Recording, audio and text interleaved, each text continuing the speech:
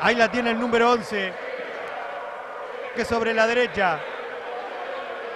Trata de driblear. Otra vez Fernández. Y es gol de Sideco. Tomás Fernández de arranque. Ahí se viene Arrieta.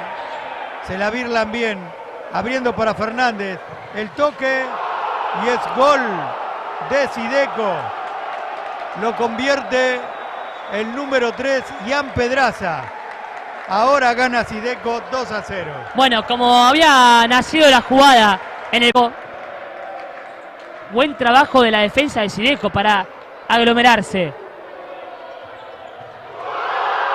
Y hay gol de Sideco. Lo hizo Axel Olivetti de puntín.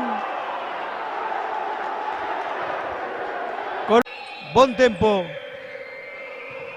El toque. El remate y es gol de Camioneros. Gol de Camioneros. El descuento por intermedio de Fabricio.